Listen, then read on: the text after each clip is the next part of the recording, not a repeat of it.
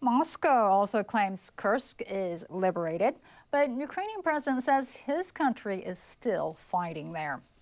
Volodymyr Zelensky posted online Sunday saying active defensive operations are underway in Kursk and Belgorod. He urged the world to put more pressure on Moscow. He noted the frontline situation and the Russian army's activities prove the current level of pressure is insufficient to bring about the war's end. The Ukrainian military released a report the same day with a map of the region. It shows areas the military says it has taken. The report also says Ukrainian units had countered 15 Russian attacks. The developments came a day after the chief of the General Staff of the Russian Armed Forces made an assertion in a briefing. Valery Gerasimov claimed the last settlement in Kursk had been liberated from Ukraine's units. Meanwhile, the U.S. Secretary of State appeared on a U.S. TV program over the weekend saying peace talks need to start. Marco Rubio added this week will be critical as Washington could decide whether it wants to continue to be involved.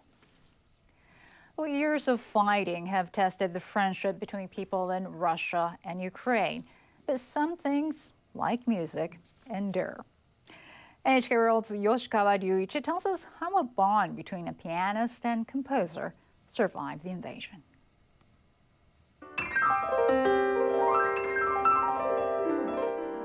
Alexei Lubimov's virtuoso performances have earned him fans the world over, including here in Japan.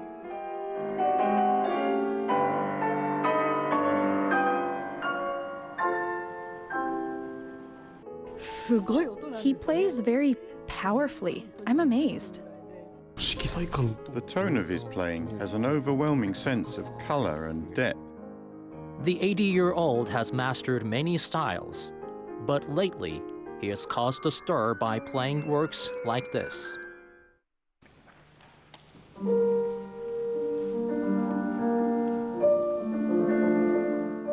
A piece from Ukrainian composer Valentin Silvestrov.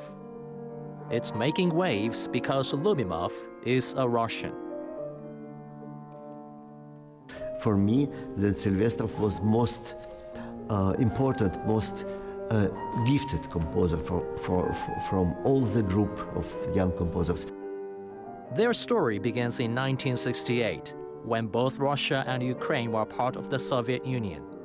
They were in the same music scene. Silvestrov would write pieces